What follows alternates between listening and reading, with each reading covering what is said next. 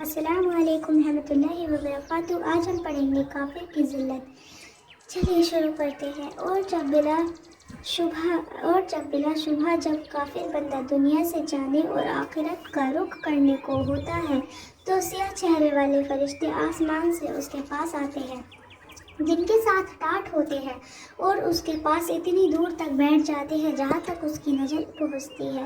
پھر ملک الموت تشریف لاتے ہیں یہاں تک کہ اس کے سر کے پاس بیٹھ جاتے ہیں۔ پھر کہتے ہیں کہ اے خبیث دشت جان، اللہ کی ناراضی کی طرف نکل۔ ملک الموت کا یہ حکم سن کر اس کی روح جسم سے ادھر ادھر بھاگی پھرتی ہے، اس لیے ملک الموت اس کی روح کو جسم سے اس طرح نکالتے ہیں کہ بوٹیوں بننے والی سیخ بھیگے ہوئے اون سے صاف کی جاتی ہے، یعنی کافر کی روح زبردستی اس طرح نکالتے ہیں جیسے بھیگے ہوئے اون کانٹےدار سیخ پر لپٹا ہوا ہو اور اس کو زور سے کھینچا جائے۔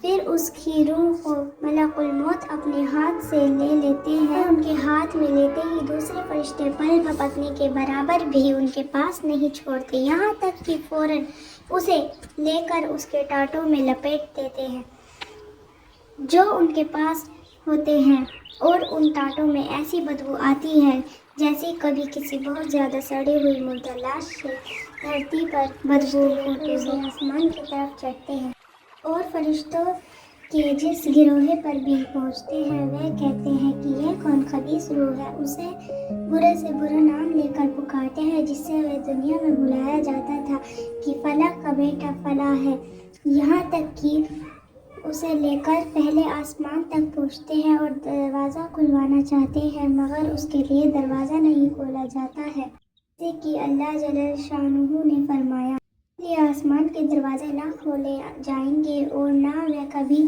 جنت میں داخل ہوں گے جب تک اونٹ سوئی کے ناکے میں نہ چلا جائے، اور اونٹ کبھی بھی سوئی کے ناکے میں نہیں جا سکتا، اس لیے وہ کبھی جنت میں نہیں جا سکتے۔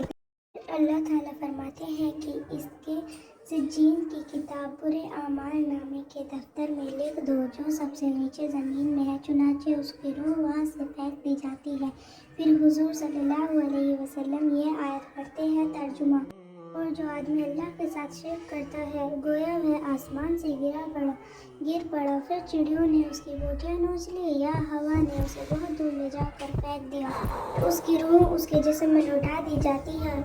پھر اس کے پاس دو فرشتے آتے ہیں، اسے بٹھا کر پوچھتے ہیں تیرا رب کون ہے؟ وہ کہتا ہے ہائے ہائے مجھے پتہ نہیں۔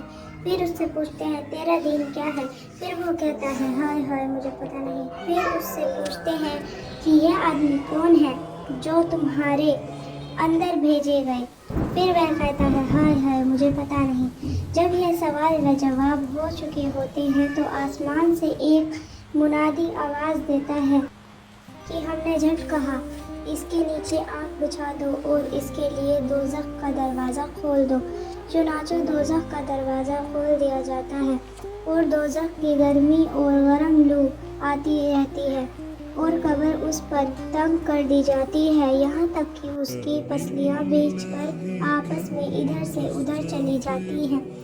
اس کے پاس ایک آدمی آتا ہے جو بدصورت اور برے کپڑے پہنے ہوئے ہوتا ہے، اس کے جسم سے بری بدبو آتی ہے۔ وہ آدمی اس سے کیا کہتا ہے یہ ہم اگلے ویڈیو میں دیکھیں گے۔ اتنے السلام علیکم، اور ہمارے چینل کو سبسکرائب کر دیجیے گا۔